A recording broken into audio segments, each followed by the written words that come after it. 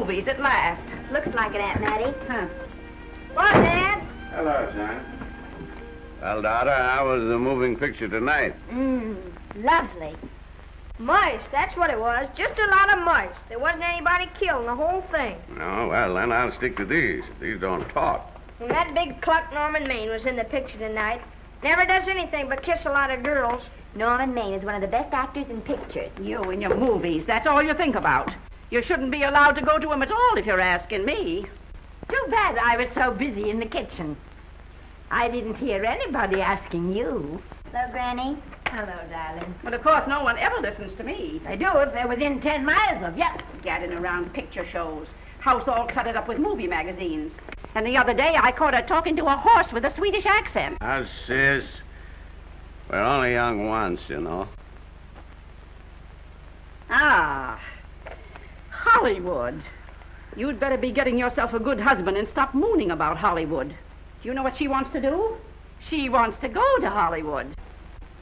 I've known it all along. I've seen her making faces in the mirror and talking to herself. That's what comes of your movies. Why, what would you do if you did go to Hollywood? I'd be an actress. I would, I tell you. I've always known I could.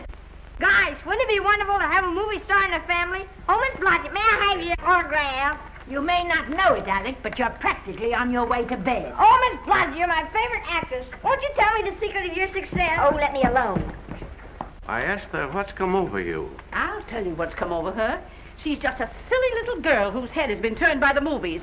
And the sooner she forgets the whole thing, the better off she'll be. Why will I be better off? What's wrong with wanting to get out and make something of myself? What do you do that's so much better? Just because you're satisfied to sit here all your life, you think you can laugh at me. Well, someday you won't laugh at me. I'm going out and have a real life. I'm going to be somebody.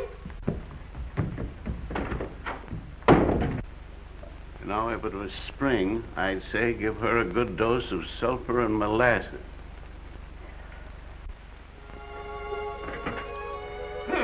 I thought I'd find you. Oh, stop that.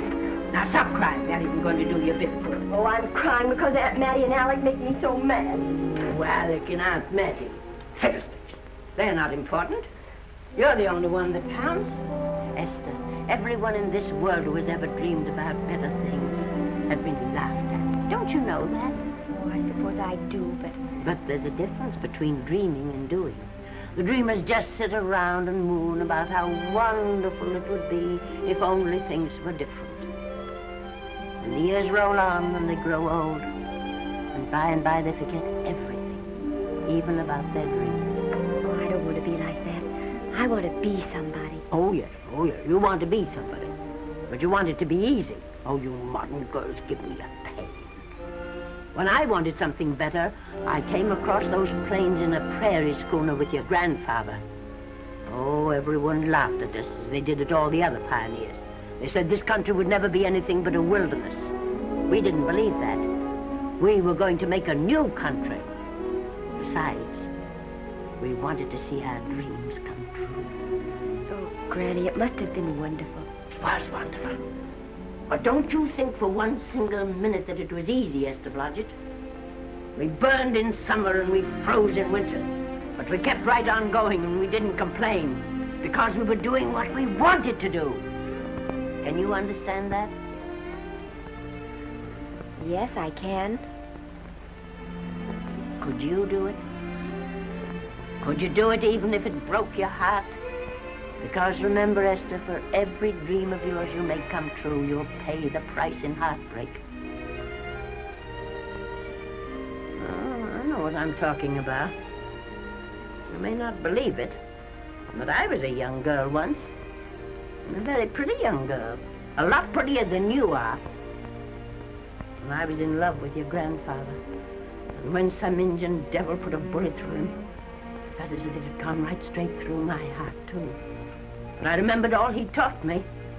And I went right on.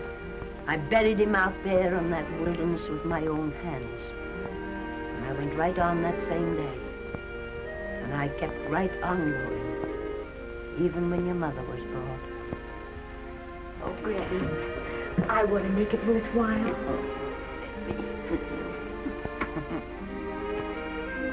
You know, Esther, there'll always be a wilderness to conquer. Maybe Hollywood's your wilderness now. From all I hear, it sounds like it. But if you've got one drop of my blood in your veins, you won't let Mattie or any of her kind break your heart. You'll go right out there and break it yourself. That's your right. Here. Oh, here. Stop that nonsense. Here.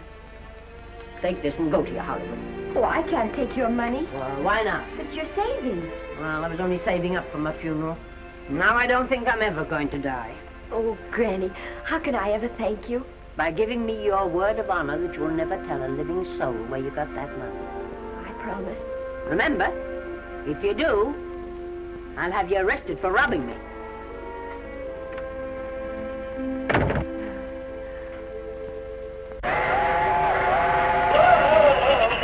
Here we are. I'll help you, Granny. Oh, I can make it, dear. Oh, man, it's cold.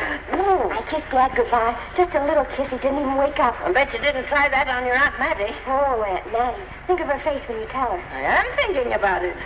I've waited for that chance for 30 years. There she is, girl. Oh, thank you, Cousin. Good, sir. Well, come on. Here's your prairie schooner.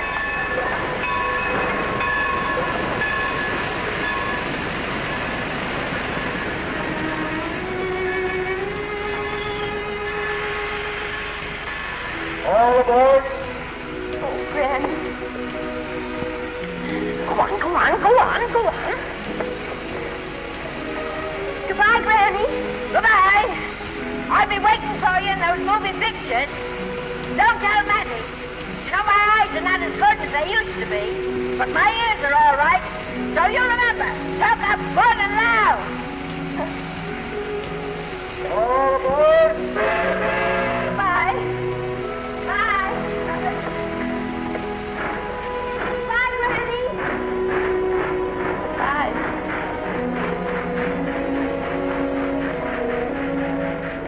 Do you want to go home now? I don't want to, but I will.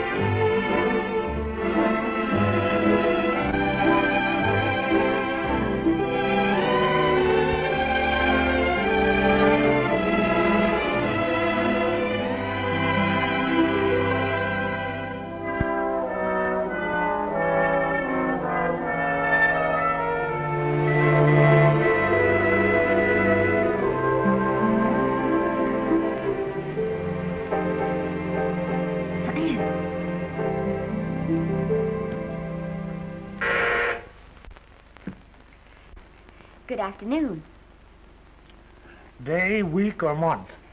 Well, it's a little hard to say. You see, I'm going into the movies. Well, you better take it for a week. It'll break your jump to Beverly Hills. Are all the studios really near here? All except Gaumont British. I suppose the best way to get a job is to go straight to the studios, isn't it? Mm-hmm. I haven't any illusions, you know. I'm perfectly willing to begin with a little bit of a part, or even as an extra.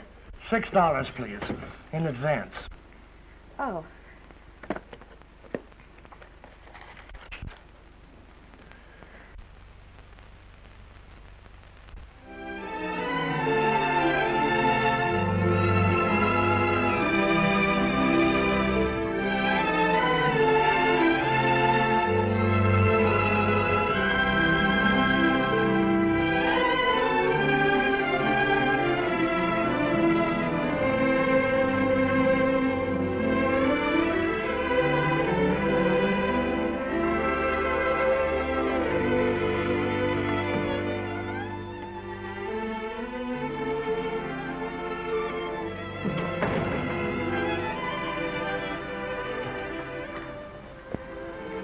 I beg your pardon. I'd like to register for extra work. How long have you been in Hollywood? Well, it's about a month now. We haven't put anyone on our books for over 2 years. Come here. I'd like to show you something.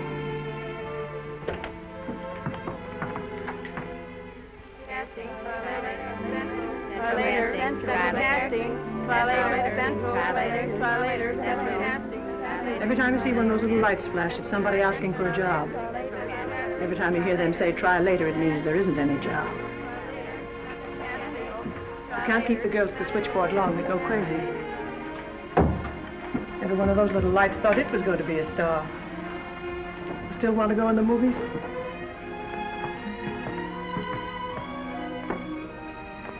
You know what your chances are? 1 in 100,000.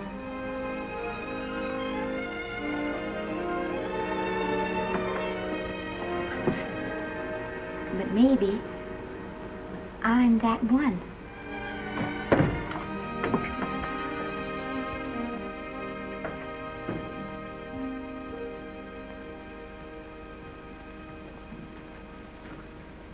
Any phone calls for me, Mr. Randall? Oh, no. Jesse Lasky and Sammy Goldwyn must be writing letters instead. How's the luck today? There wasn't any. Maybe you don't go at it in the right way. Now take Danny McGuire here. He knows the ropes. Don't you, Danny? Sure, I've had him around my neck for years. Huh? What? Oh, Miss Blodgett. Danny McGuire, our new tenant. How do you do? Mr. McGuire is a big director. Oh, are you really? Oh, could you possibly use me in a picture, Mr. McGuire? Of course, I haven't had much experience, but I don't think that really matters if you're willing. And now I really listen, feel lady. In the first place, I'm not a director. I'm an assistant director. In the second place, if I had any jobs to give away, I'd confer one on myself. And in the third place, you should have stayed back home in the first place.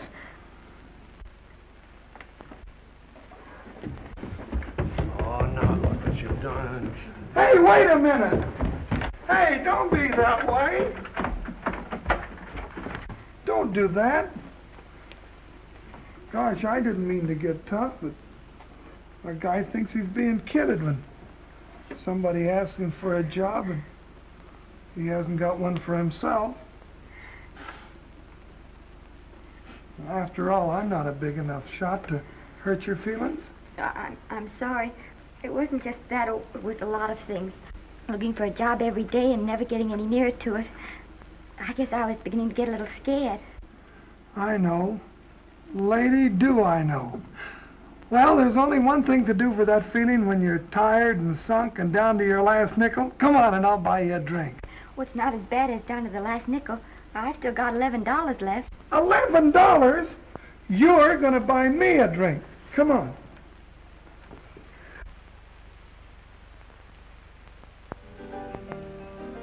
That's right, George. There's nothing like a little rum to take away that milk flavor.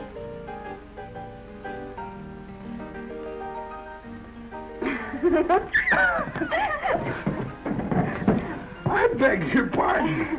Certainly.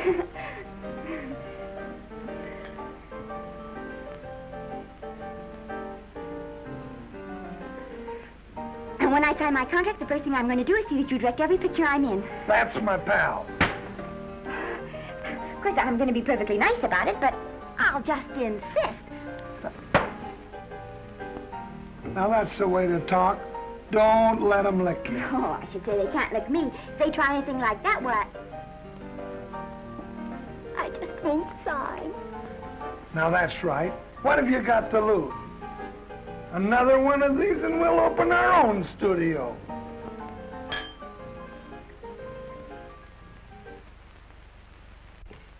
Bill rendered $24. Past due. Remit without further delay. Me.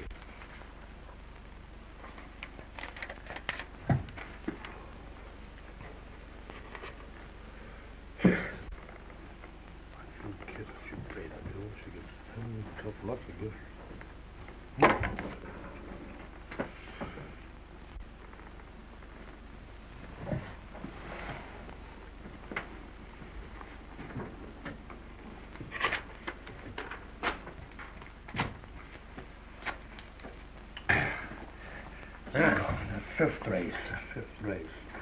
Tri-cap. Who's riding tri-cap?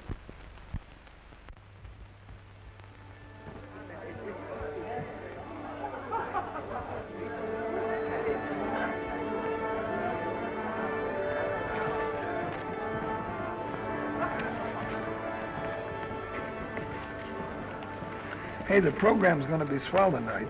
Now, you take this fella Beethoven. I'm a pushover for him. And Chopin, well, he's not so dusty either.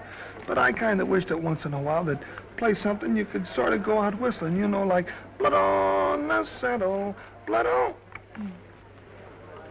Well, there's a tune. Hey, why don't you throw your hat in the air or something, can't you? This is a celebration. My job starts tomorrow. I know it does, and I think it's swell, Danny.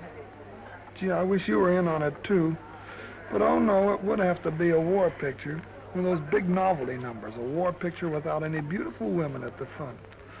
Oh, well, something will happen soon. Maybe. Why don't you go home, kid? Oh, Danny, I can't do that. I came here, and I've got to stay. Well, now, if it's on account of money, I can... Oh, thanks. You've given me enough already. Anyhow, this is no time to be worrying. This is a party. Look at all the people. Everybody in the world. Look. That's Norman Maine.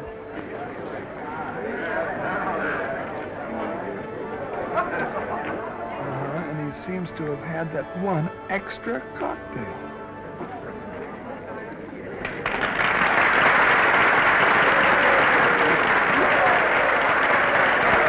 Oh, thank you.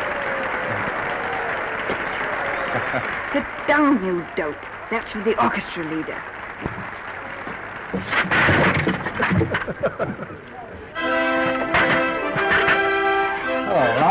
Hello, Norman. Oh, Mr. Mr. Maine, put your arm around Miss Regis.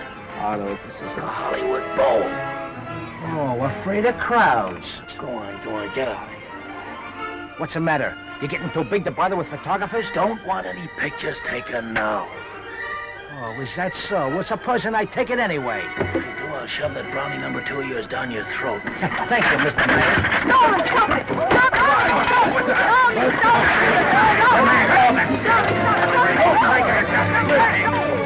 Take it easy, Mr. Mayor. Just calm down. Normie, come back and sit down. Everybody's laughing at you.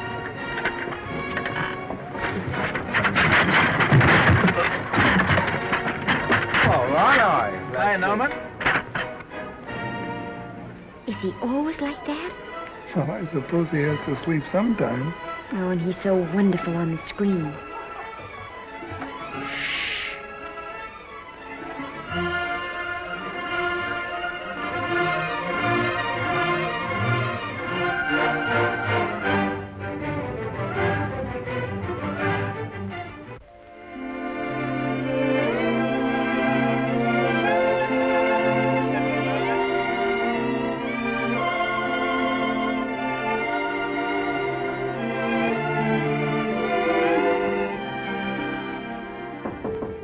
Come in. Danny, what's the matter? Well, believe it or not, I got a job for you. Danny, that's wonderful. When do I go to the studio? Well, you don't exactly go to the studio. Oh, it's on location. Well, it's not exactly on location. But of course, I haven't any makeup. Will you tell me what to get and sort of help me put it on? Well, you don't exactly need any makeup. You see, it's not really a picture job. It's being a waitress. Oh. Well, it's kind of a picture job if you look at it right. You said it was a waitress. Well, it's waitressing for Casey Burke, the big director over at our studio. He's giving a party tonight to kind of celebrate on account of finishing the picture, and he wanted me to get him an extra waitress, and it's $5. And I thought of you right away, Esther. That was awfully sweet of you, Danny. Well, there's going to be a lot of big people at Burke's house tonight, and I'll bet you there's any number of big directors, and if you're there, maybe they'll notice you. I could make them notice me. Sure you could, Esther. It's your chance. My chance. All right, Daddy, I'll do it. Oh, but I can't. I haven't got the right things to wear. To wear? Oh, here. Now, you don't think the wardrobe department's right next to my office for nothing, do you? A perfect fit.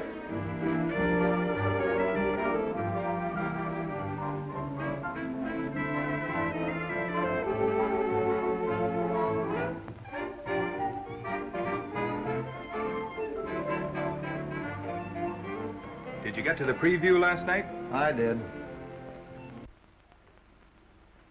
Would you like a little hors d'oeuvre? They are very nice. Oh, thanks. Well, what did you think of the picture? They should have saved it for Thanksgiving. What a turkey.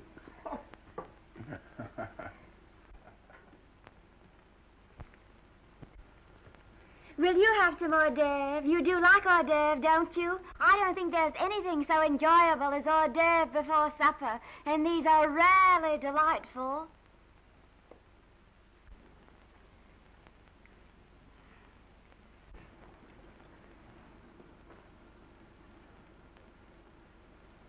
And at the finish, the kid turns around and sings the lullaby to its mother.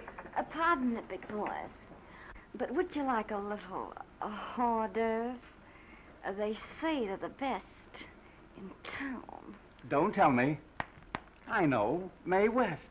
That's a great twist. But where are you going to find a 2-month-old baby that can sing? Hello, Oliver. Oh, hello, Casey. You want to fire me now or wait till you see the picture? I'm not a director anymore. I'm a male nurse. What's the matter with the picture? A guy by the name of Norman Maine. His work is beginning to interfere with his drinking. Oliver, don't tell me I'm to direct his next picture, too. Mm-hmm.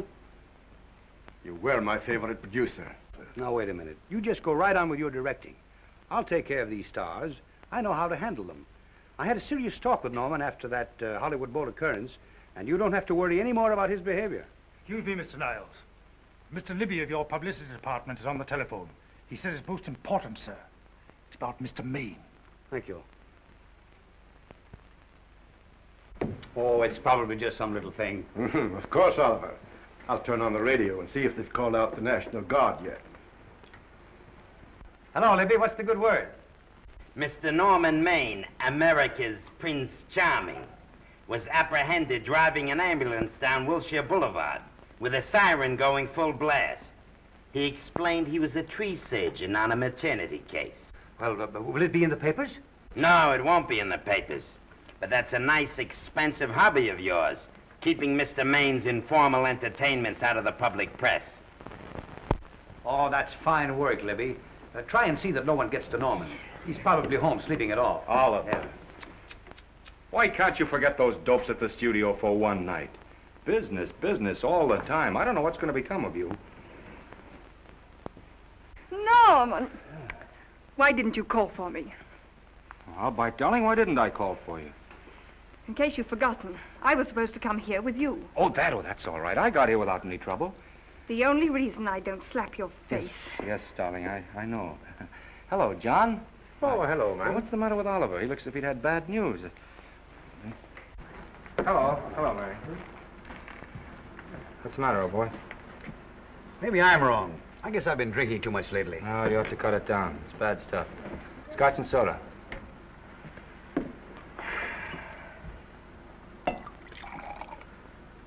Come on. The word, you know, is pronounced when.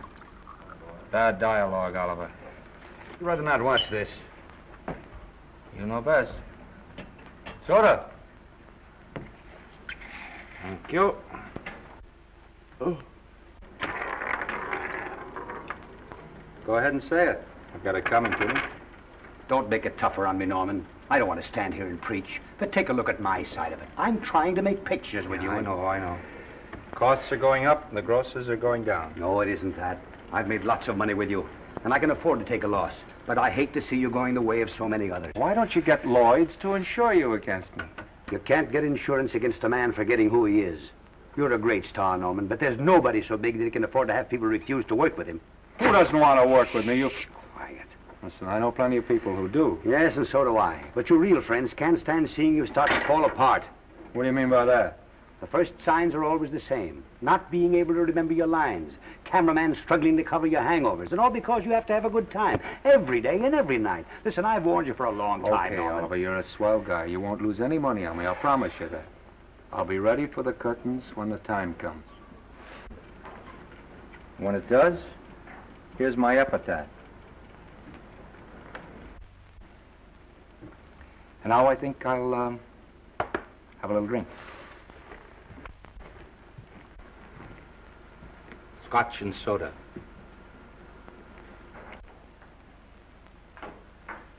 Scotch and soda. Oh.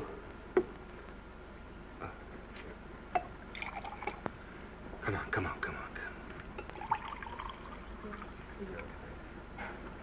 A little soda? Caviar? No, thank you. Yes, pardon me. Ah, lovely. No, I mean the caviar. Mm-hmm. No, don't go away. I'm starving. Really. Which would you take? Well, I don't know. You know? I don't know either. It's hard to choose. Well, I think I'll take caviar. Mr. Maine doesn't care for any more. Do you know me? No. No, Normie doesn't care for any more. I think I shall get very drunk indeed.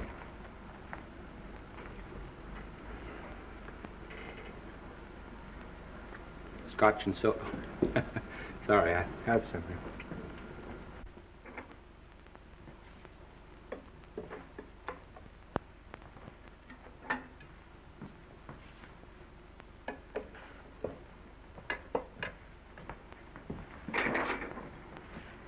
Oh.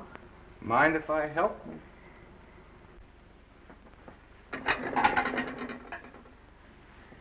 Won't they miss you?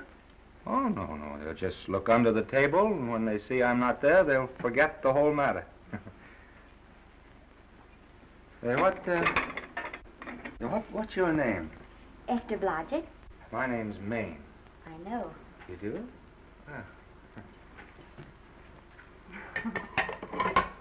What's so funny?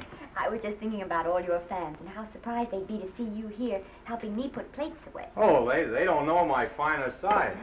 They'd be pretty envious of me, meeting you this way in person. Oh, how do you do?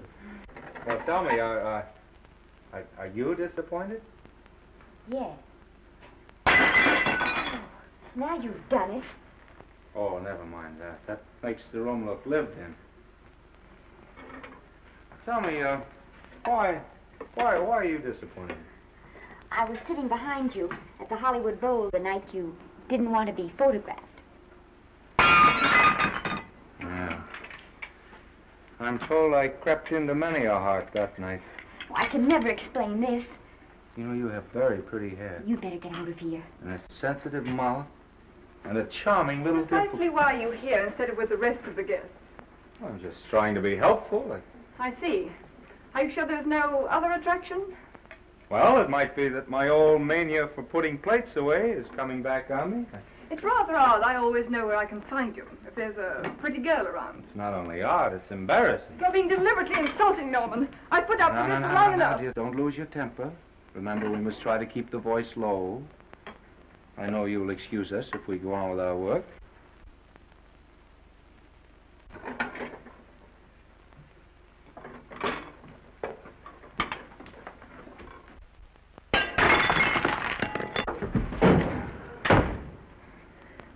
Now see what you've done.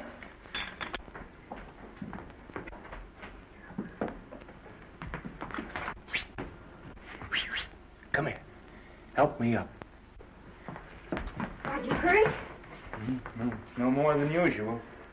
Come on, the wolves are on us. We gotta get out of here. Oh, I can't. The dishes aren't finished. Oh, yes, they are.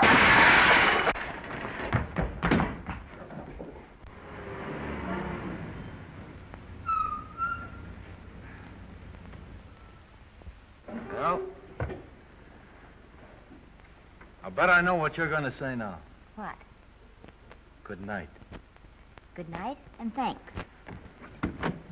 Hey, wait a minute. Hey, you realize that all I found out about you is that you're foolish enough to want to go into pictures? But why is it foolish? Look at you. Yeah, that's what I mean. No, I'd rather like to go into this matter a little more thoroughly. Oh, that's awfully nice of you. So why don't we go on up to my place and talk it over? Oh, no. Thank you very much, but I really must say good night. Good night. But you're not angry. No. I'm hungry. Well, why don't you go and get something to eat? Good night, Miss Blodgett. Good night, Mr. Maine. Wait a minute. Peter, the least I can do is to see you to your door. Will I see you again? I hope so. Has anyone ever told you that you're lovely? Well, now you know. Thank you.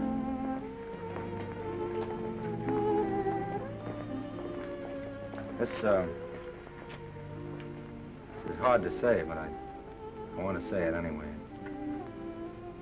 You know, on the screen, I'm a, you know, in private life, I'm a, you know.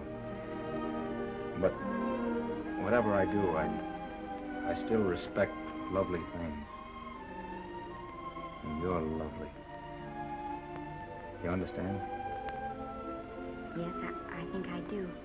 And it isn't that bump on the head that's doing this. Well, I'm glad.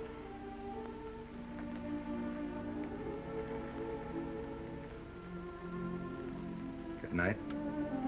Good night.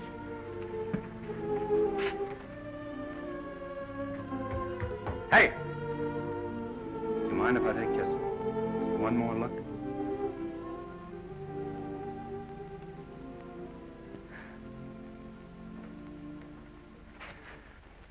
Go away. Quite impossible. I wouldn't even consider it. No.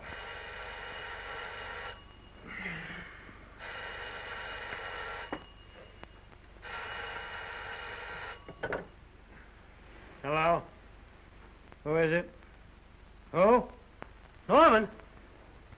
What have you done now? You're not in jail, are you? Oh. Yes, I see. Oh, it's that again. I see. She's beautiful. Yeah, I know. You want me to give her a screen test? Yeah, certainly. She's got wonderful possibilities. Oh, you know she's got something. Well, you knew all the other ones had something, too. Oh, no. I tell you, Oliver, she's got that sincerity and honestness and a... sincerity and honestness that makes great actresses. Oliver, I am so sure of this girl that I want to take the test with her myself. Listen, Oliver, you've worked hard. You're entitled to a break. You get...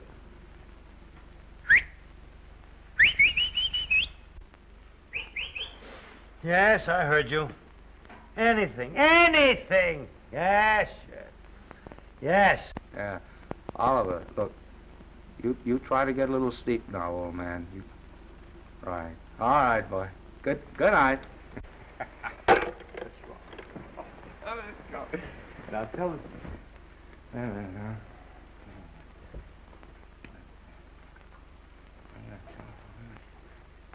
Telephone book. Telephone book. What is a telephone book? Hey, Oliver, telephone book. Over here.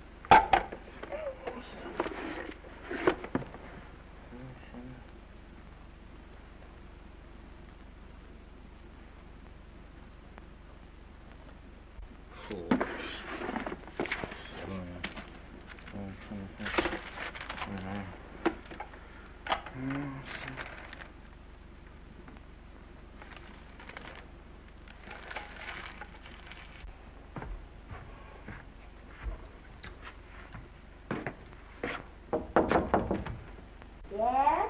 Telephone. For me? Some drunk trying to be funny says he's Norman Maine. Oh, thanks. I'll be right down. And Miss Blodgett, would you give him a message for me? Tell him it's 3 o'clock in the morning!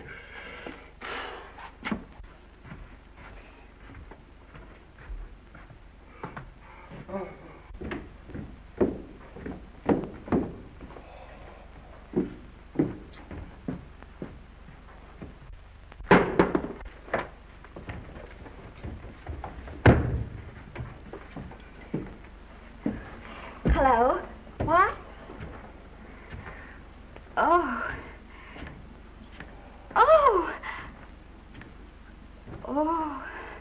Oh, yes. I'll be there. Oh, thank you.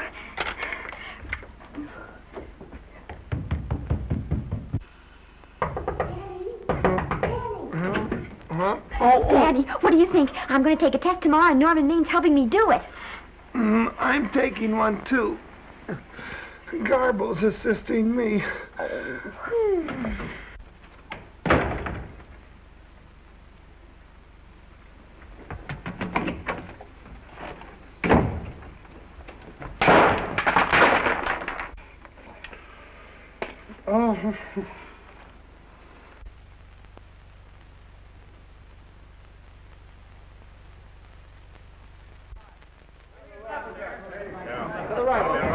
Move that Gobo in.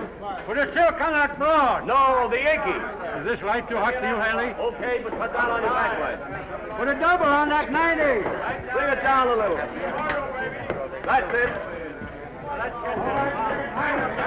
Now point it. Pull down on that 150. Get pulled down on that 150. Okay. Come here and get this thing. Run it here. Run it.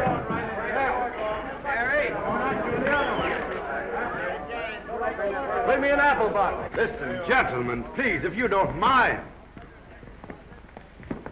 This is just a test. Ready, Mr. Burke? All ready, Mr. Burke. Ready, Mr. Burke. Ready now, Mr. Burke. All ready, Mr. Burke. We're ready now, Mr. Burke. All ready, Mr. Burke. We're ready, Mr. Burke. All right, let's take it. Quiet! Quiet! Quiet! Quiet! Ready, Norman? Yep. You ready, Miss, what's your name? You'll soon know your name, Esther. The whole world's going to know it. But I'm so scared. Maybe I better not try it today. Oh, come on, now don't be foolish. They all had to go through this. Harlow, Lombard, Myrna Loy, and now Esther Blodgett. All right. I'm ready. This is the take. Roll 'em. Quiet. Hey!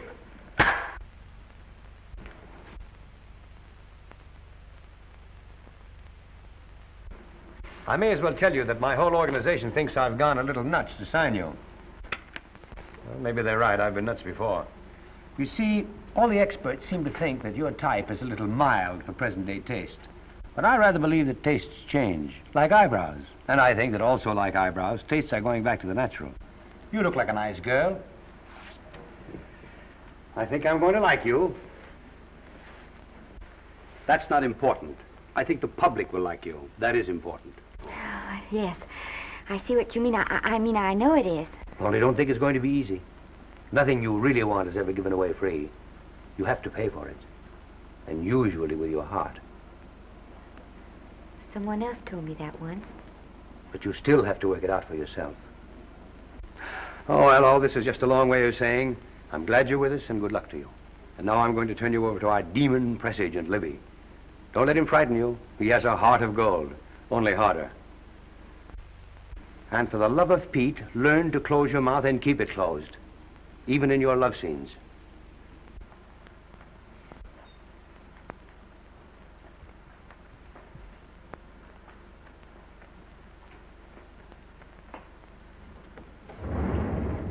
Are you a Russian?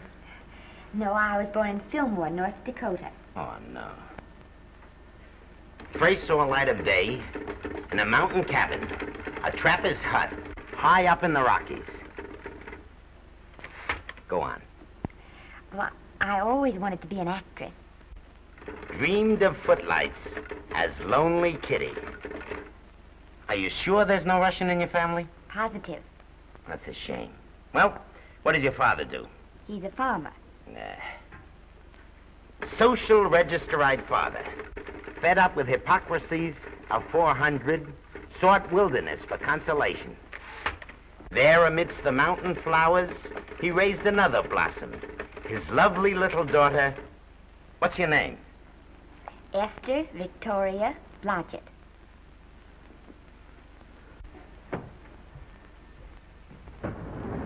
Greatly appreciating your attention in this matter, very truly. Do you know what her name is?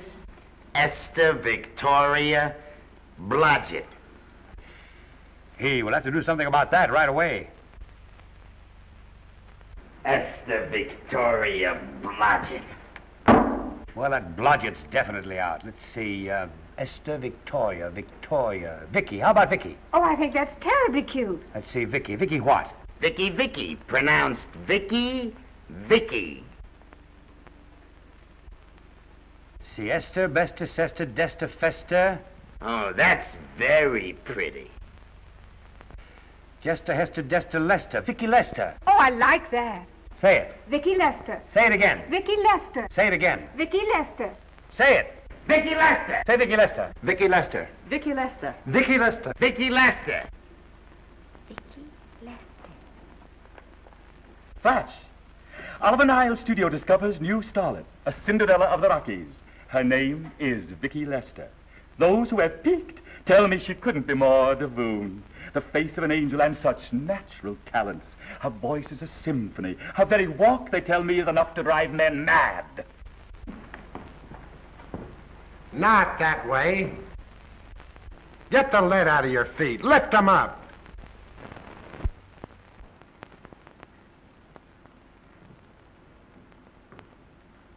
That's better. It's terrible, but it's better. The quality of mercy is not strained. It droppeth as the gentle rain from heaven. Cease.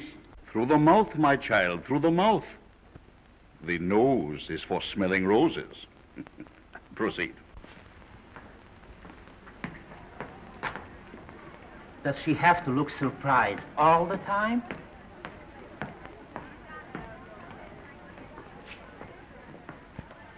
Anyway, it's just a rough sketch. Pretty small mouth, eh? Oh, well. Give her that Crawford smear.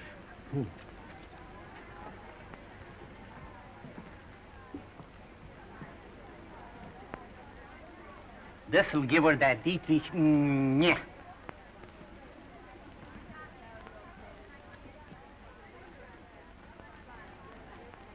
We're on the wrong track.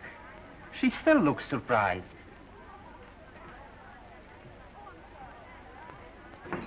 Listen, dress people. We're shooting on the set this morning, not in the commissary. Now, come on, snap into it.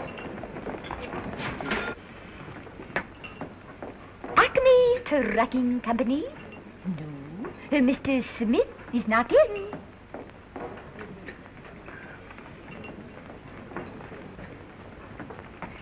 Acme Trucking Company. No, Mr. Smith is not in.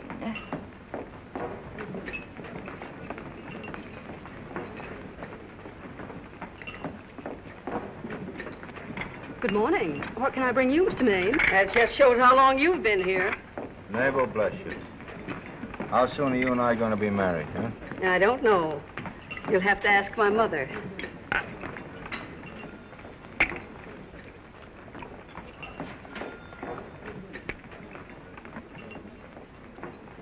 Acme Trucking Company?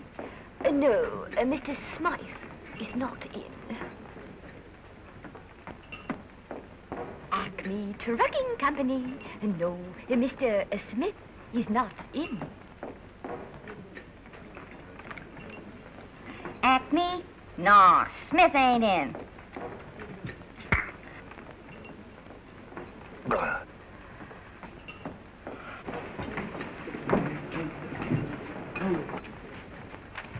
Acme Trucking Company? I'd like to speak to Mr. Smith, please. Mr. Smith is not... Oh, Norman. What's all this between you and Smith? I've got a part. It's only one line, but it's in the picture. So it's ambition that made you break that date with me last night. Well, I had to be here so early this morning, and So did I. I had to stay up all night to make it. you've started your picture, haven't you? No, we're still in the testing stage. You can't seem to get the right girl for the lead. Gee, you'd think with all the girls there are that... Yeah, I know, but this one's got to be different. She's got to be little and cute and sweet and intelligent. It'll blow me down. What? Well, close my tired old eyes. What is it? Hold everything. Come on. Come on.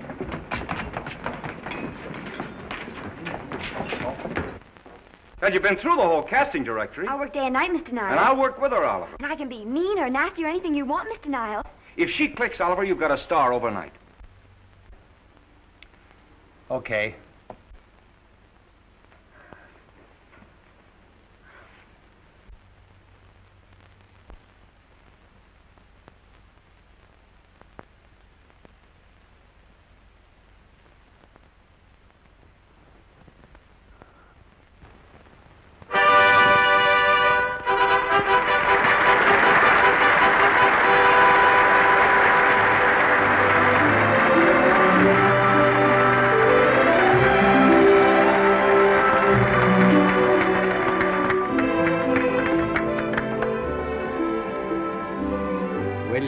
The end of the picture.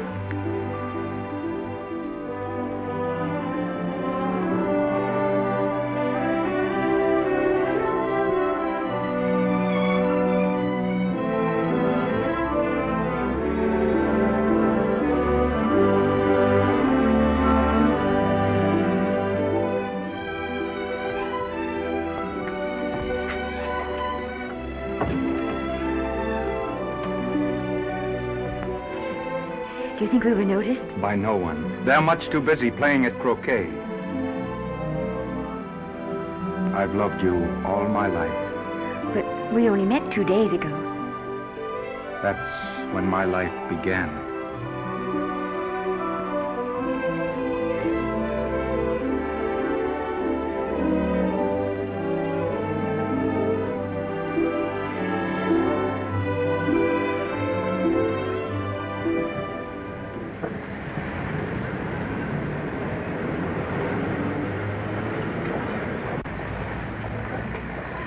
she cute? You know, I think she's the same type I am, don't you? I think she's sweet. Well, it's Vicki Lester's picture, all right. I think she was much better than he was. These producers are so horribly dumb. They won't know how good she is. Well, maybe it's because she's a good girl. Oh, Maine's not so bad, but it's Vicki Lester they'll go to see. Isn't she, darling? I think she's the most precious little thing I've ever seen. It's a knockout, Libby. You might mention that when you write your review. That Lester kid's a gold mine. Didn't you like Norman Maine? Was he in it? Libby, I'm afraid we have another hit. Huh? It's in the bag, neatly tied up with beautiful pink ribbons. Say, where are Norman and Vicki? I don't know. I thought you had them. I wish they'd come. We're having a party at the Trocadero. Isn't it thrilling running away from people? Norman, it's so exciting, So new. A star is born. Come on, run.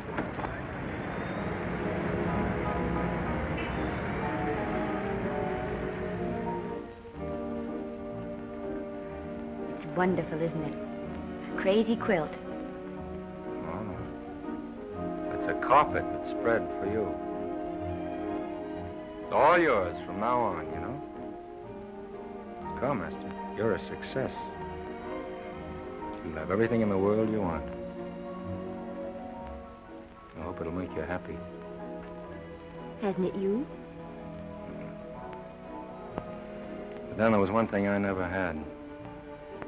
Lots of times I told myself I'd found it, but I always knew I was lying. Still, I never stopped looking for it.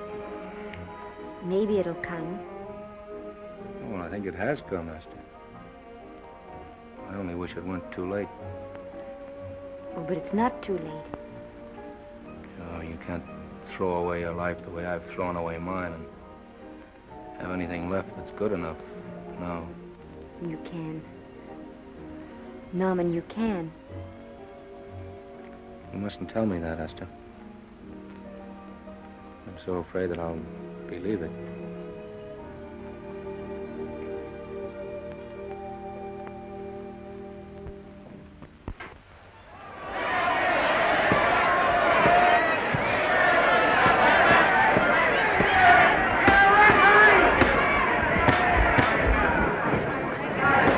Gotcha.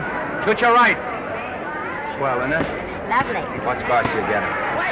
Can't you hear me, gotcha? Shoot your right.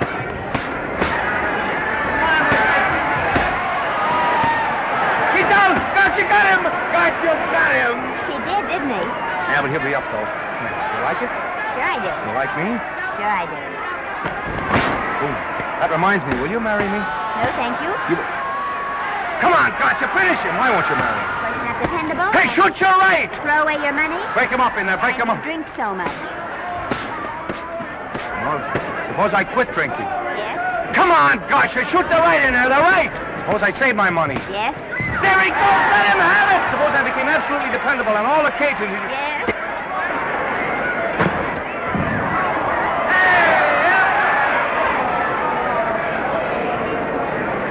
Hey, gotcha. He's got him. He's got him. He certainly did.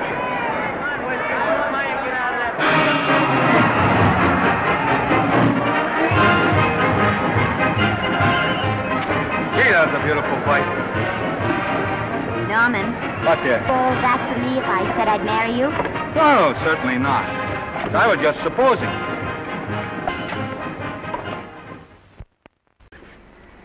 We're going to be married. Guess I didn't read that line right. I'll try it again. We are going to be married. Both of us. Yeah, to each other. What do you think of that? Well, when? Where? Well, we thought we'd elope in the conventional manner. What's the matter? It's trying to decide whether it's good for the studio. Is it? It is. And bless you, my children. When's it going to happen? Oh, we thought we'd just sneak out sometime. We're not telling anyone but you. Listen to this.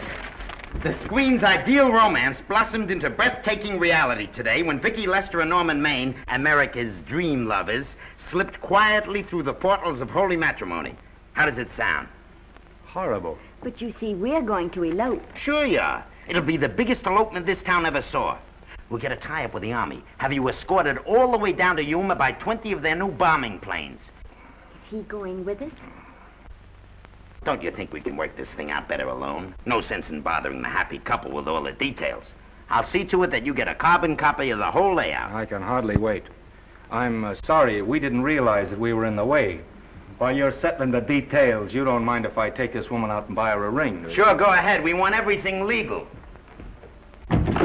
That's a charming match. A nice girl like Vicky, and public nuisance #1. Now, wait a minute, Libby. Norman's all right. And if you'll pardon my pointing, Vicky's business is her own. It doesn't require any comments. I wasn't making any comments. I just said it was a rotten shame. So go ahead and plan the elopement. Oh, that elopement stuff is out. You can't get any scope in that. We're going to have a wedding. Where'll we have it? Customary place, I believe, is a church. Nah, it's been done. This has got to be something big. The beach. I can visualize it. The bridesmaids in bathing suits. 20,000 Santa Monica school children spelling out the word love. It's a novelty, but is it big enough? Why not the city hall? A police escort of every motorcycle cop in town. Sirens screaming, confetti pouring out of buildings like the Lindbergh reception in New York, only on a big scale. What's the matter? Isn't it big enough? And now if any man can show just cause why these two may not be lawfully joined together, let him now speak, or else hereafter forever hold his peace. Do you, Alfred Henkel, take this woman as your lawful wedded wife? Will you love, comfort, honor, and keep her in sickness and health as long as you both shall live? I will. Do you, I beg your pardon, do you, Esther Blodgett, take this man as your lawful wedded husband? Will you obey, serve, love, honor, and keep him in sickness and health as long as you both shall live? I will. Place the ring on her finger. Hurry, please. Now, by virtues of the power invested in me as Justice of the Peace of San Bardo Township, County of Los Angeles, I pronounce you man and wife.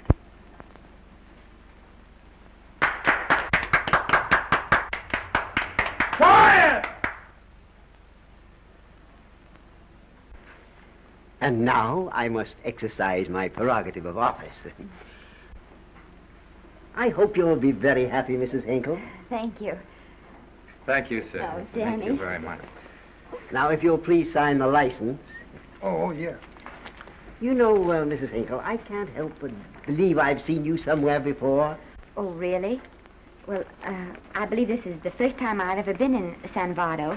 You know, your face is familiar, too, Really? Mr. Henkel. There you are, sir. Thank you very much. Oh, thank you, sir. Thank you. Goodbye. Goodbye. See you again. Yes, goodbye. No, I don't mean I'll see. No. Yeah, I think you got by with it. But it was close. That JP was just beginning to remember where he'd seen us. Well, anyway, we got away from Libby. Hello, Toots. If you will be kind enough to glance between my shoulder blades, Mr. and Mrs. Henkel, you will find there a knife buried to the hilt. On the handle are your initials. Lovely to have seen you, Libby. Hold it, Hold it, Danny.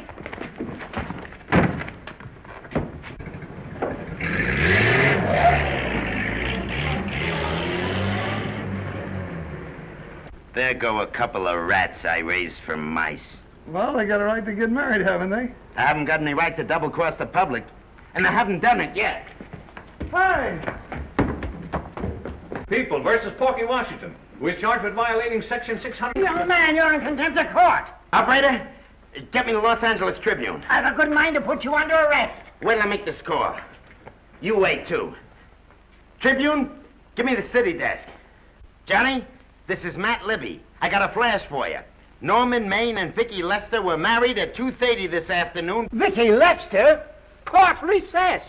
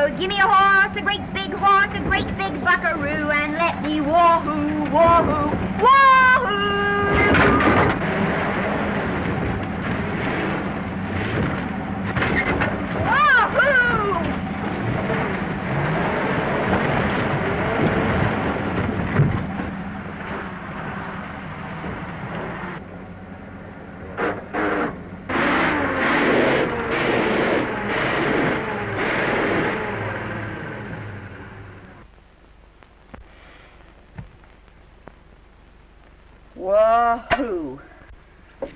Hey, Wahoo. I don't want to sound immodest, but I think I've stripped a gear. Well, sit down, won't you, and let's get acquainted. We'll probably be seeing quite a bit of each other from now on. Well, might just as well break the ice now as later.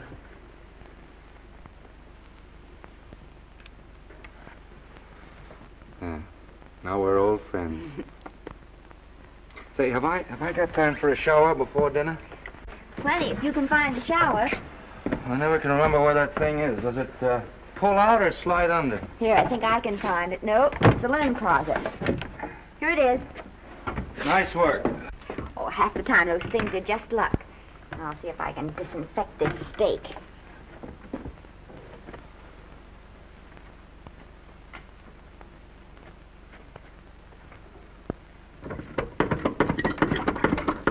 Yeah, Esther, there's no soap. Here.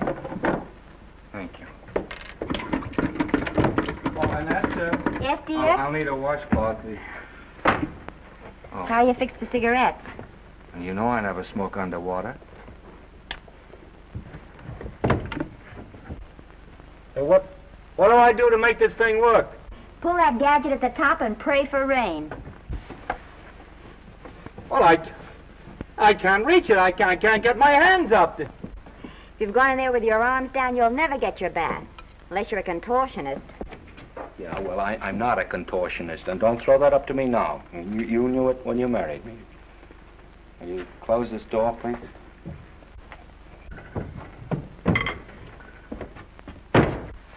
Thank you.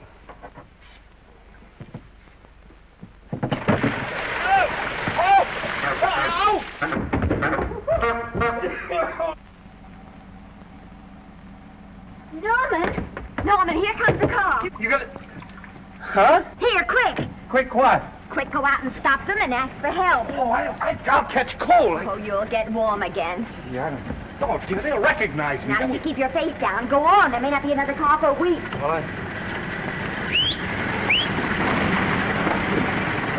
Howdy, partner. Howdy. Stuck? Yeah, how'd you guess it? Can you get us some help? Well, I reckon not. You know, it's a long way to town. We're pretty busy down at the place. Well, I got to get out of here. I've got my wife with me. Doesn't she like the country? No, and we're short of food. There's a lot of game in them woods. Yeah, well, my wife can't shoot. Well, you're sure up against it. Sorry I can't do anything for you. Well, wait, listen, I'll be frank with you. I'm Norman Maine. Who? Norman Maine. Well, my name's Judd Baker. Glad to have met you. Well, so long. Hey, wait a minute. Listen, you don't... So you're Norman Maine.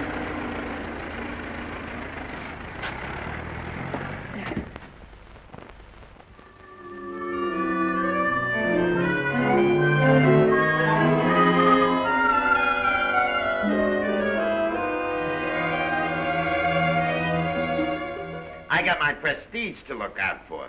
I'm supposed to be the best publicity man in the racket, and they laugh themselves sick when I even try to get a decent mention of Maine. Yes, I know how sensitive you are, Libby, and I don't like to see your feelings hurt. Thanks, boss. Now, Vicky, there's a dish for free space. But if Maine swam across the Pacific, the papers would keep it a secret. Well, the exhibitors don't like him, the critics don't like him, the public don't like him, and I don't like him. Who likes him?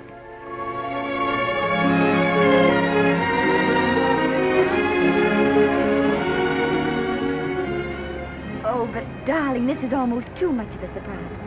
And there I was in my touching innocence, thinking we were going to live at the beach house. Oh, we'll still keep the place at Malibu. But this is special. This is our castle. It used to be in the air, you know? Well, we'll never use any ugly words like contracts and pictures and careers. When we come in those gates, we'll check the studio outside. Come on, I got another little surprise for you.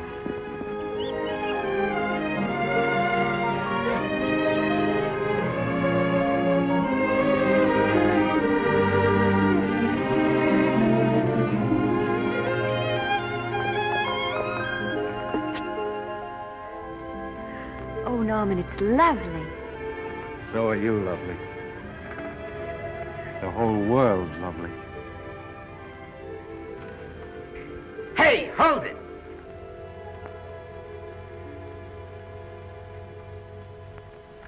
That's it. Caption: Their honeymoon never ends. All right, let's get some pictures. Now, if the bride will sit here and the groom stand behind her, we'll have something unique. Now let's go after something different. You sit down and she'll stand up.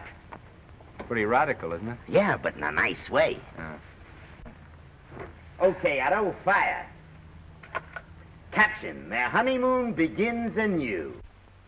Ah, the producer. Caption, their honeymoon ceases abruptly. Hello, Oliver, glad to see you. No, I'm glad you're back. Thank you. Vicky, how well you're looking. Hello, Oliver. Am I interrupting? Yes, thank you. Just want a couple more pictures. That's enough for both of them. What they're asking for is exclusives of Miss Lester. Alone. Oh, I see. Well, come on, Oliver, let you and me get exclusive. See you later, Vicky.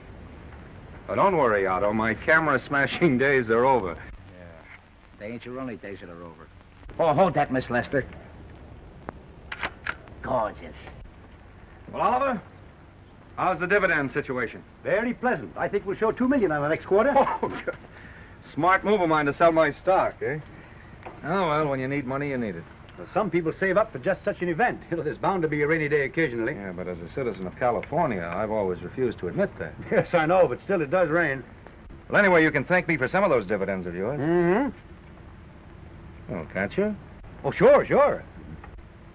That was a little too quick, Oliver. What's the matter? The Enchanted Hour was a smash hit, wasn't it? Well, it made Vicky a star overnight. Yes, it should have. What about me? Oh, let's talk about business at the office, Norman. Beautiful pool you have here. Beautiful. Oh, now let's talk about it here. Didn't they like me? Well, maybe the pot wasn't just right. That was the best part of the year. Look, Oliver. You think I'm slipping? Can you take it? Yeah, go ahead. The tense is wrong. You're not slipping. You've slipped. Oh, my fan mail's still big. Norman. Fans will write to anybody for a photograph. It only costs 3 cents for a stamp, and that makes photographs cheaper than wallpaper. But every 25 cents they pay for a theater ticket buys them the right to be a critic. And your last few performances, Norman, have not pleased your critics. You remember I told you I'd be ready for the curtains when the time came? Here it is. Let's call off the contract, no hard feelings. We're not quitting, either of us. There's no explaining these things. We've all seen how the public turns. Maybe we can turn them back. I've got a swell script lined up for you. About Esther. If you think that I'm going to get in her way... Well, as a matter of fact, as it happens, there's no part in this story for her. I'd more or less planned to star her in a picture of her own, with that young Pemberton opposite her. He's coming along nicely. Good for young Pemberton. All right, Oliver. We'll make a try at it. Let's hope it's not too late.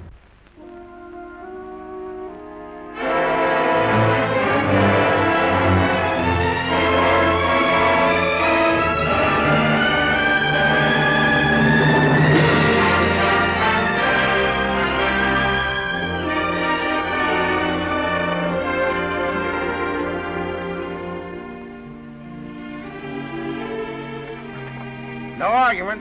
I'll buy those. Huh. The screen's most finished actor. I'll say he's finished. He keeps them away in droves.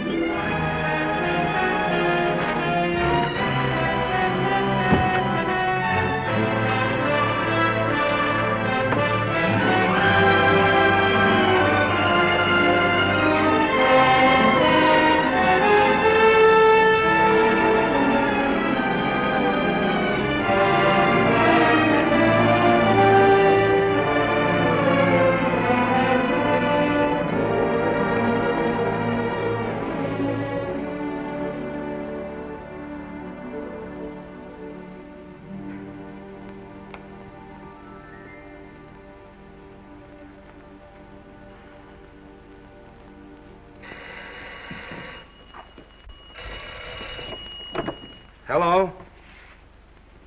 No, Miss Lester isn't home as yet.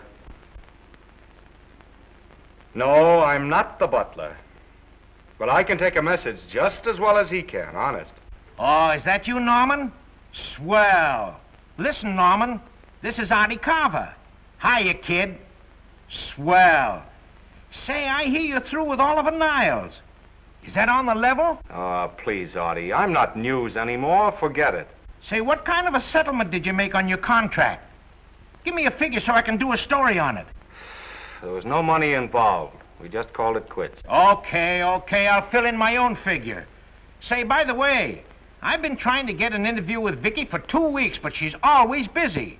How about you giving an old pal a break by speaking to her for me? Sure, I'll ask her. Swell. So long.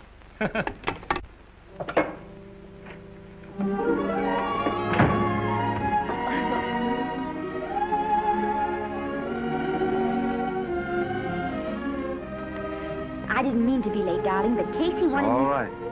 You're here now. What's new today? Nothing. Haven't been out of the house. Let's go somewhere tonight. No. You're tired. We'll stay in. I'm not tired, really. Oh, yes, you are. You've got a hard day ahead of you. Anyway, I see so little of you, I'd like to have you to myself. Oh, but it's the servants' night out. We haven't any Yes, we dinner have. ready. I fixed a little snack with my own lily white hands. I'm learning to cook in my spare time. Then I think I'll marry you. Oh, I get it. You want to make an honest cook of me, huh? Comes in on wheels in this joint.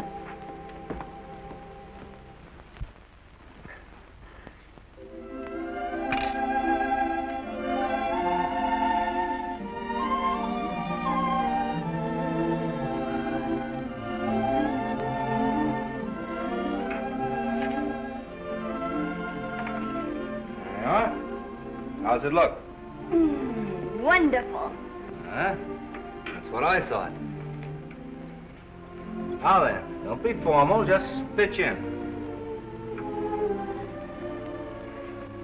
Yeah?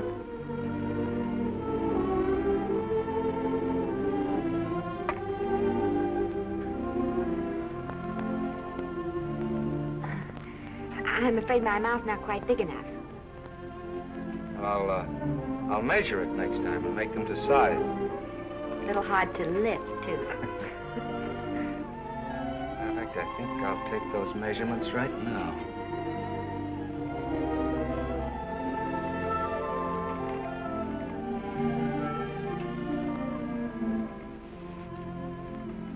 And that's what I wait for. All day. That's why I rush home without even changing my costume.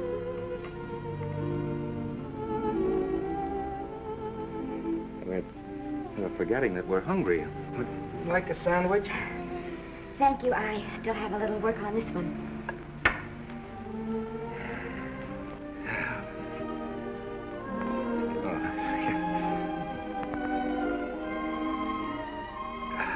Norman, will you unhook my dress? I can't breathe. Mm-hmm. You know, all the time I thought it was the kiss that made you breathless. A lot of hooks, hmm? Uh-huh. Why don't you have a zipper? That's a good idea. You got it? Oh, yes.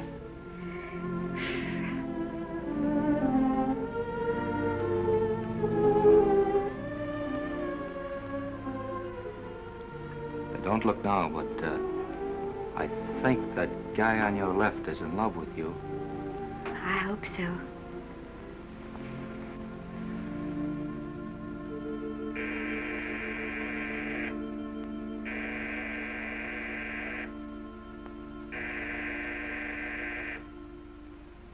It's the doorbell. Is it? Maybe they'll go away. Oh, I never do at a time like this. Here. Just a minute, dear. I'll be right back.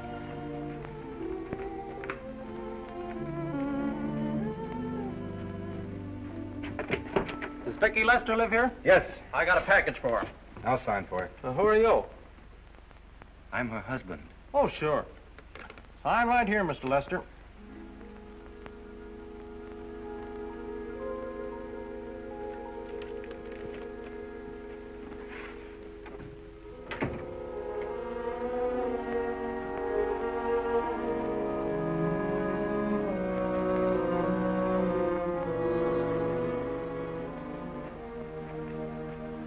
Package for you. Oh, by the way, I forgot to tell you, they want you for a benefit to Shrine Auditorium next Wednesday night. I told them I'd ask you. And, Oh, darling, I don't want to hear about that now. Well, you better wait till I finish before I forget them all. The Academy dinner secretary phoned. She wants to know if you want a table reserved for you. Oh, yes, Artie Carver called and asked if I'd use my influence with you to get him an interview. I told him I'd try. That was all, I think. Oh, Norman, let's don't talk about those things now. We're forgetting the wonderful food you prepared. Well, I'm not very hungry now. I think I'll fix me a little drink, But, Norm...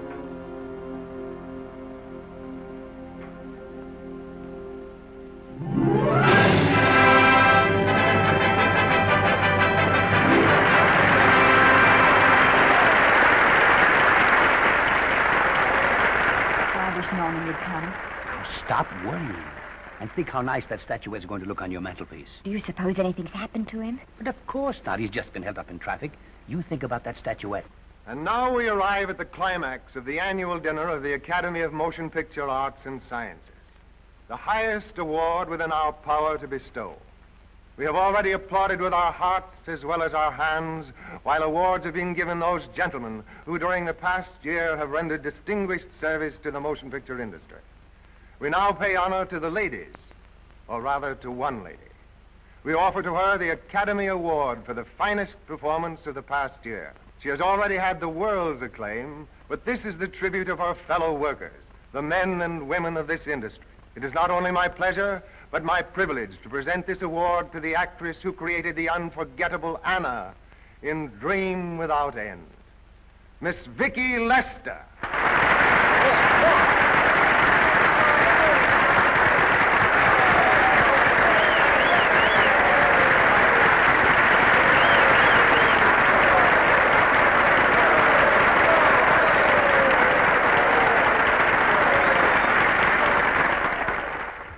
What more can we say, Miss Lester? This says it all for us.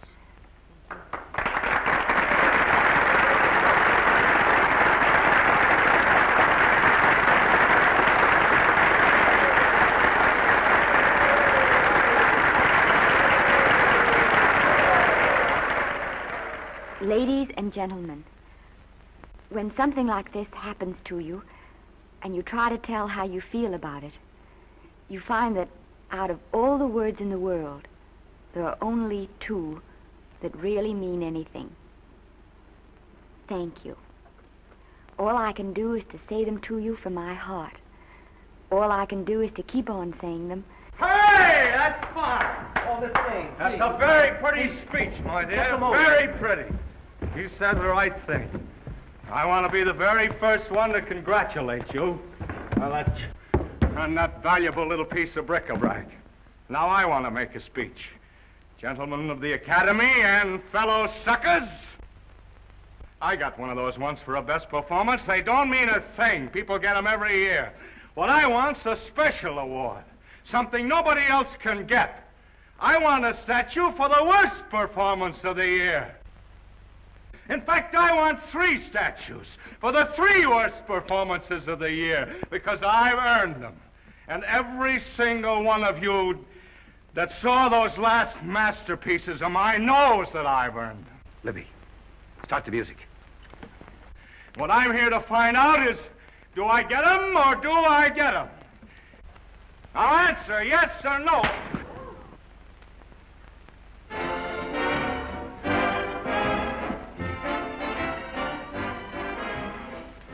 Norman, darling, let's go and sit down.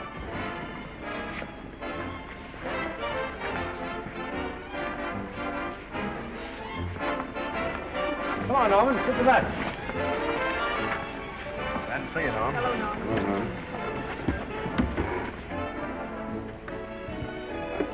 Well, Norman, how are you? Hi, Oliver. My dear, do let me congratulate you. You must be terribly proud and happy tonight.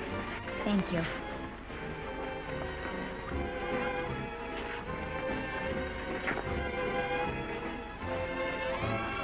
Somebody give me a drink.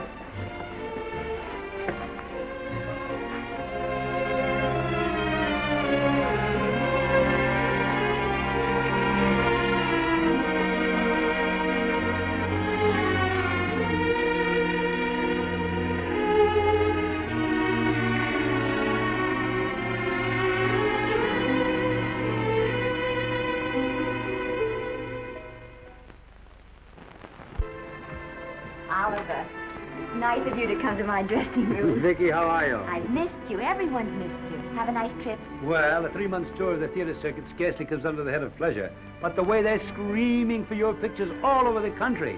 Miss Lester, if I may talk shop, you are a knockout. Thank you. It's good to hear that.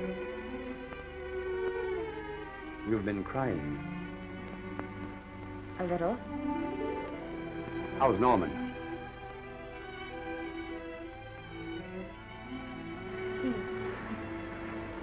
Well, he's trying awfully hard, Oliver. Letting Norman leave this studio was the hardest thing I ever did. There was nothing else I could do. I know. Has he been... Is he all right? He's gone to a sanitarium. He really wants to stop drinking. And I think he could only... Well, perhaps if he could start working again, there would be some encouragement. Oliver, could you do that? Yes. Oh, thank you. But he mustn't ever know I told you. He won't know, and you mustn't worry. I want you to keep up your good work in this picture. I'll try, Oliver. That's the one thing I can do for you.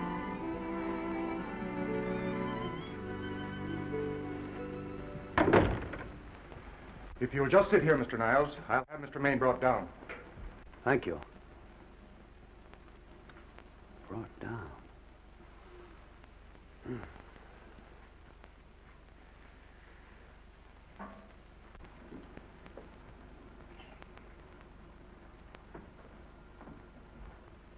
Hello, Oliver.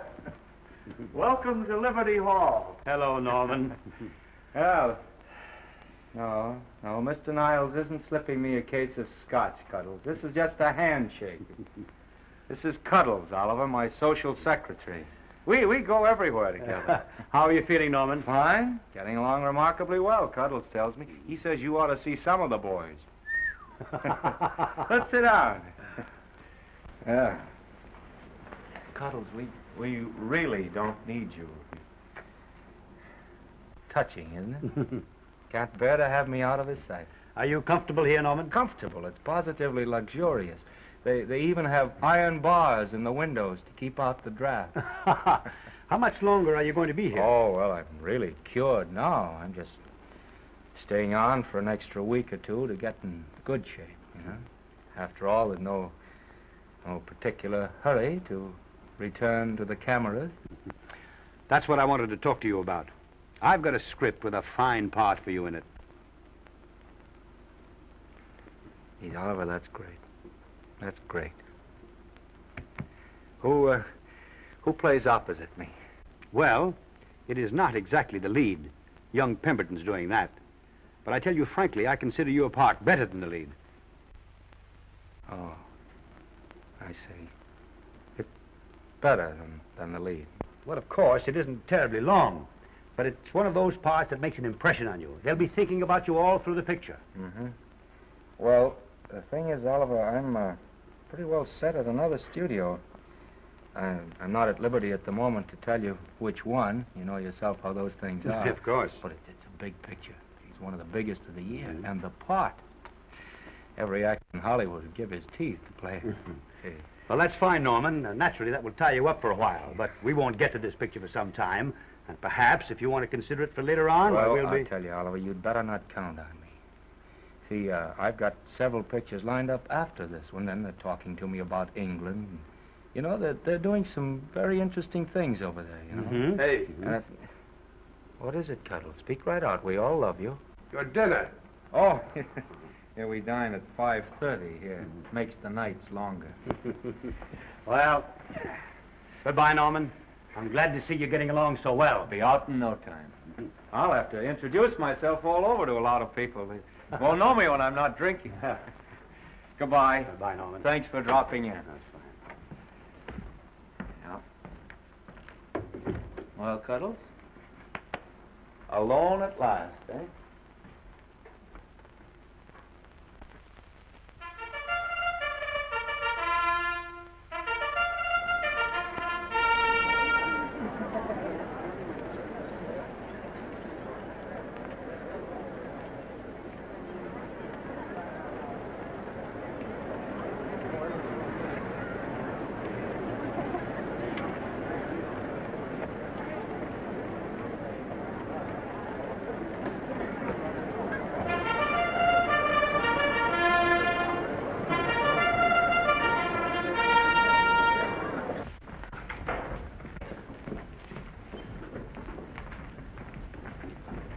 Bert, Sam, how are you, Marion? Oh, hello. Hello. Hello, Normie. Glad to see you.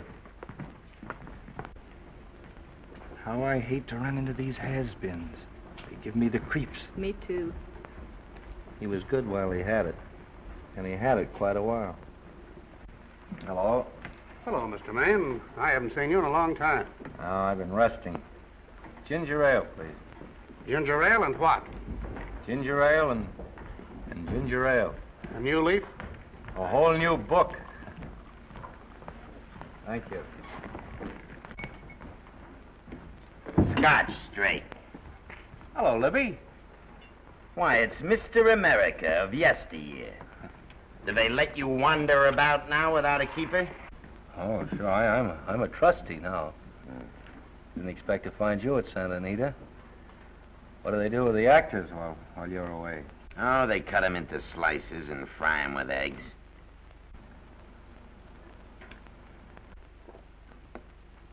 I suppose you'll be here all the time, now that you've retired from the hurly-burly of the silver screen. Well, we're living down in Malibu now, and pretty lonesome with Esther away working all day.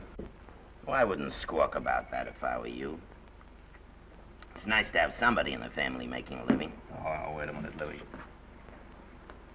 I don't want to forget that we're friends. Friends, my eye. Say, listen, I got you out of jams because I had to. It was my job, not because I was your friend. I don't like you, and I never have liked you. Nothing made me happier than to see all those cute little pranks of yours finally catch up with you and land you on your celebrated face. Where do you work, Libby? Always wait till they're down, then kick 'em. I don't feel sorry for you. You fixed yourself nice and comfortable. You can live off your wife now. She'll buy you drinks and put up with you even though nobody else will. No,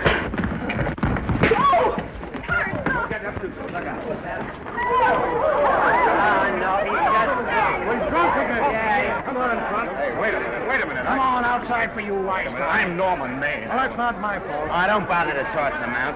He's harmless. All right, Mr. Libby, if you say so. Sure, let him go. What can he do? He can't fight any better than he can act. It's Norman Maine. Oh, he's drunk again. Why, he's been drunk for years.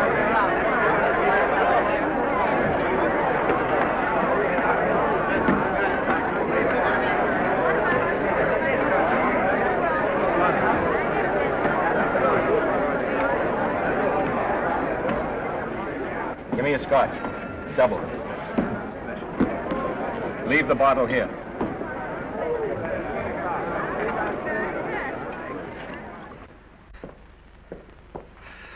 Vicky, you'll be ill. Why don't you try to get a little sleep? But he's been gone 4 days and not a word.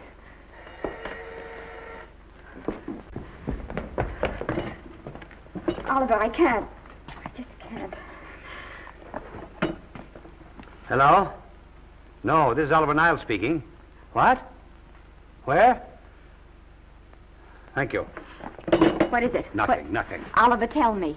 He's in the night court. He's been arrested on a drunk charge. Now, he's all right. He isn't hurt. I'm going right down and get him out. I'm going with you. Vicky, it isn't any place for you, and if it gets in the papers, What there'll do be... I care about the papers? I'm going with you.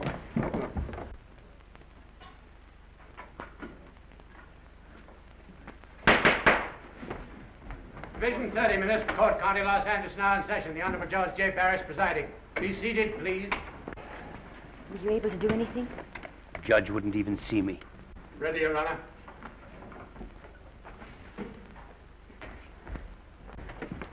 I want to advise you that you're entitled to be represented by counsel, to be confronted by the witnesses that may testify against you, to compel witnesses to attend on your behalf to a public and speedy trial by the court or by a jury, and the right to be admitted to bail.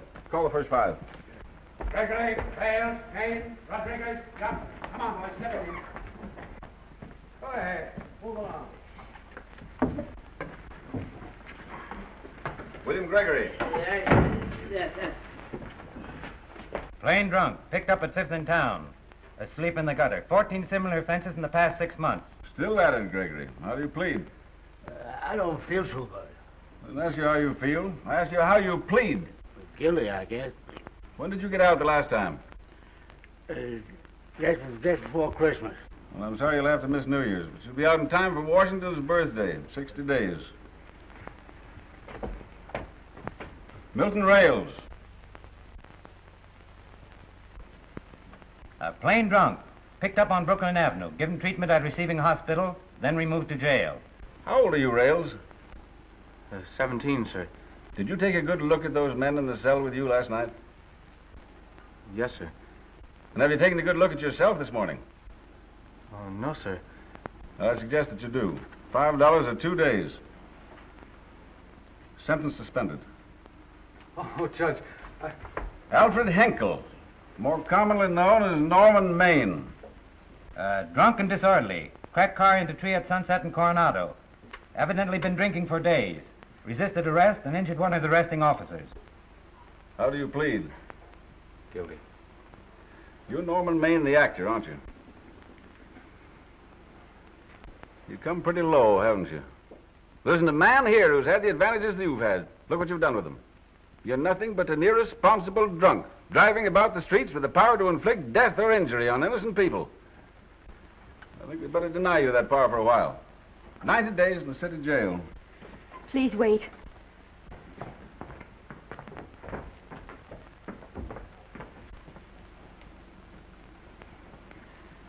I'm his wife. Yes, I recognize you, Miss Lester. Please, Judge. I promise you this won't happen again. I'll be responsible for him.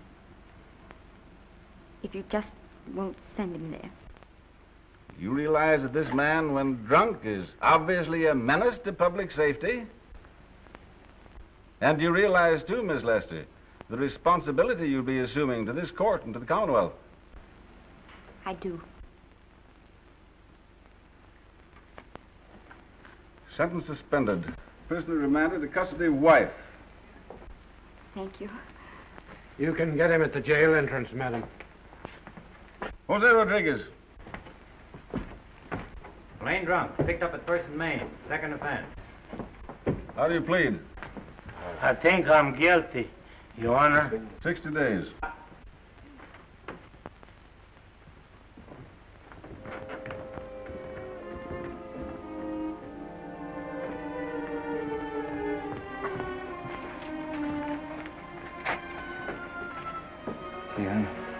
I'm so tired. Hold it, Mr. Maine, for picture.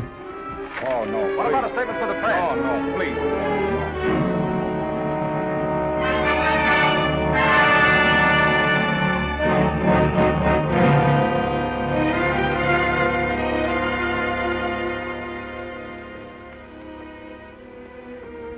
He's still asleep. He's been asleep nearly all day. It's the best thing for him. It's awful to see this happen to someone you love. And know in your heart that it can't get any better. I only know that all I can do now is stay with him and try to help him. So will I. And between us, we'll take care of him. You're very fond of him, aren't you, Oliver? And I'm very fond of both of them. Then I know you'll understand what I have to tell you. And after what happened last night, I think you already know what it is. I can't do any more pictures. I'm going away for good with Norman. But you can't do that, Vicky. You're at the very peak of your success, and you've worked so hard to achieve it. That's what's been wrong. Oh, I've thought it all out. Maybe if I hadn't been away from him so much, last night and what went before, it wouldn't have happened. Oh, I know it's too late to think about that now, but it may not be too late to go away with him and start over somewhere. It's your life you're giving up, Vicky. So I can try to give Norman back his. Can you honestly tell me I'm wrong to do it? No, Vicky. I cannot honestly tell you that. Then there'll be no more Vicky Lester.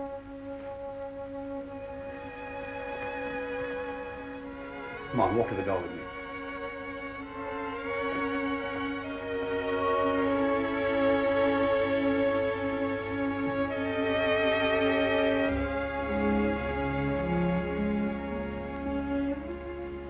Goodbye, Vicky Lester. You were a grand girl. Good luck, Mrs. Norman Maine.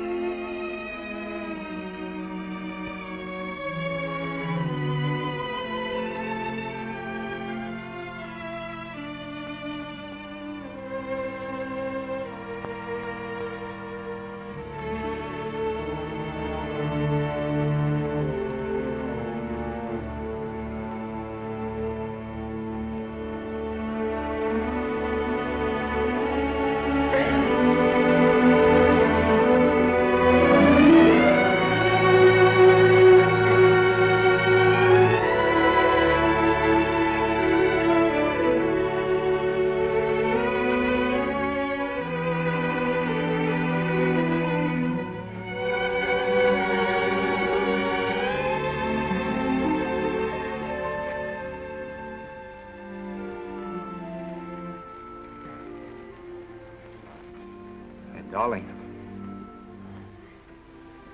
this is Maine coming in to apologize again. I'm sorry, dear, but it isn't you. What other troubles have you got? None.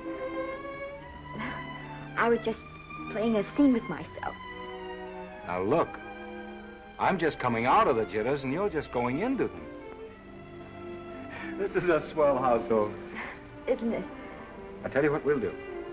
I'll promise to brace up if you'll go on the wagon. I guess I have been drinking too much. You know what I'm going to do? I'm going to be an athlete. You mean with great big muscles and everything? Well, roughly speaking. Gonna join the YMCA? It costs too much. I'm going wading out in our front yard. Now? Sure. Would you like me to go with you? Sure, if you'd like to. No, me. I don't think I will. It might spoil this beautiful, natural wave. Yeah, I guess that's right. But, darling, look, could you have a hot toddy... some hot soup for me when I come back? Some hot soup? Yeah. And I'll make some of those nice sandwiches. Norman, do you have to?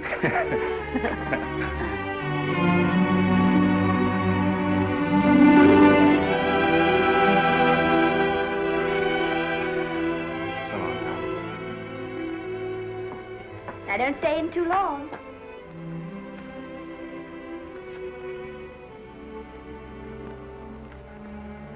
Hey! You mind if I take just one more look?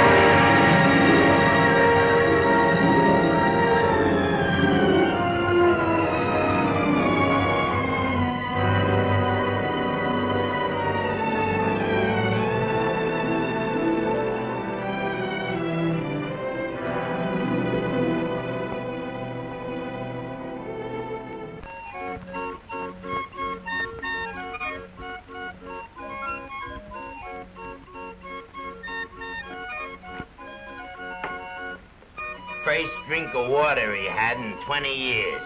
And then he had to get it by accident. Pardon me. How do you wire congratulations to the Pacific Ocean?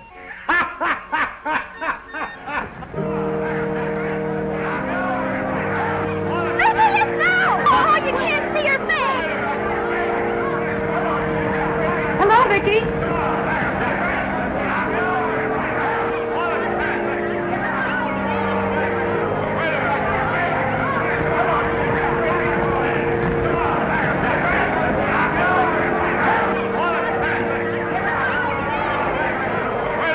Can't you? Come on, Vicky, let's see your face. Vicky, will you sign my book for me? Write this is Norman Maine. Don't you care, Vicky? You get over it. Stand back, can't you? Don't you cry, dearie. He wasn't so much.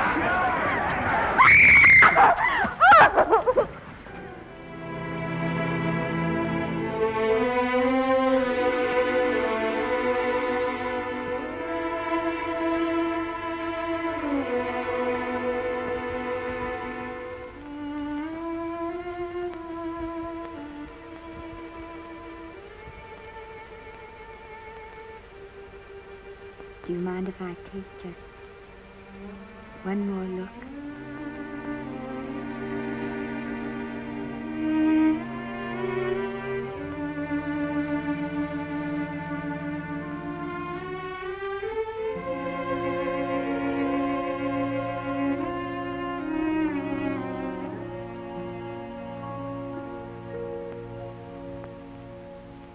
Here are the paychecks for the servants' graves. You'll find a very nice bonus in each one. Miss Lester asked me to thank you for your kindness and service. If there's anything I can do for the little lady, I should be glad to do it. She would appreciate your attending to the closing of the Beverly Hills house. Put down those trunks. Put it down, I say. Well, where is she? In the bedroom. Who are you? Oh, I'm her grandmother. Get out of the way.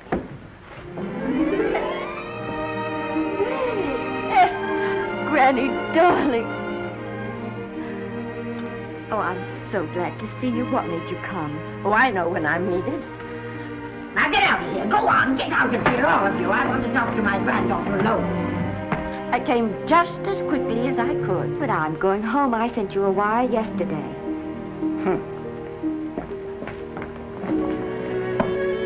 Sit down. Is it true that you're going to quit the movies? I never want to hear them again. What are you running away from, little girl?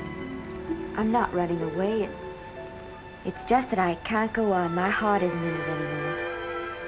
Once I told you, if you get what you want, you have to give your heart in exchange. And you said you were willing. Do you remember? I remember. It seems to me that you got more than you bargained for. More fame, more success, even more personal happiness. Maybe more unhappiness. But you did make a bargain. And now you're whining over it. I don't think I'd feel so very proud of myself if I were you, Esther. I'm not, Granny. But my mind's made up. Oh, and I'm sorry I gave you the money to come out here. It was just wasted. Oh, but Granny... I was proud of you, Esther. I was proud to be the grandmother of Vicky Lester. It gave me something to live for. Now I haven't anything. I know. Oh, I want to be strong, but I can't go on. I can't. You must. Tragedy is the test of courage. If you can meet it bravely, it will leave you bigger than it found you. If not, then you'll have to live all your life with a coward. Because no matter where you may run, you can never run away from yourself. I never knew Norman Maine. He wrote me a very sweet letter when you were married. He said you told him how much I meant to you. And I know just how much you must have meant to him. You know, Esther, I can't believe that wherever he is, he can be very happy, knowing that his death broke the spirit of the little girl he praised me so highly for raising. And I can't believe that he can be very proud, knowing that all his great love did for you was to make you a quitter. The car is ready, Miss Lester. We'll have to go now to make the train.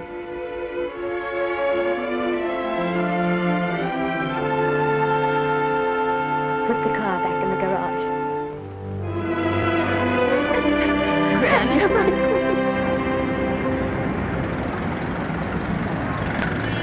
The entire picture industry has come to the Chinese theater for this opening tonight.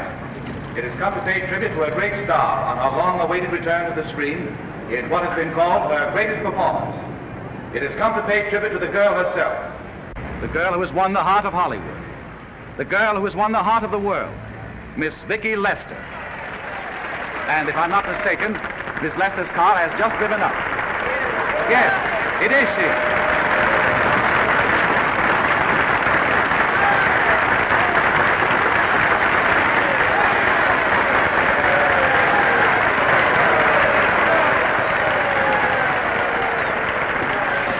This doesn't scare you too much. I scare very slowly, young man. Big smile, folks, please.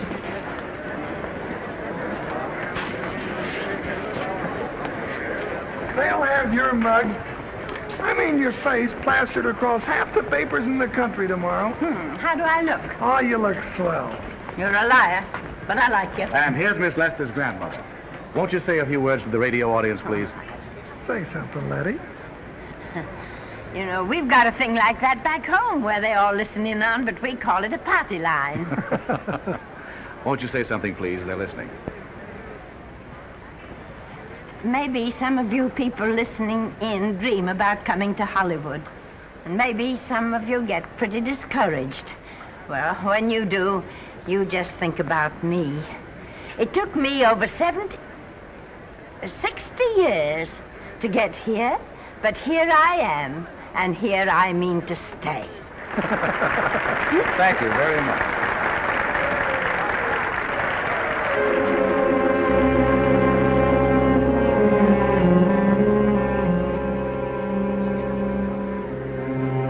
Miss Lester. This microphone is on an international hookup. Throughout the world, your fans are hoping that you'll say a few words to them.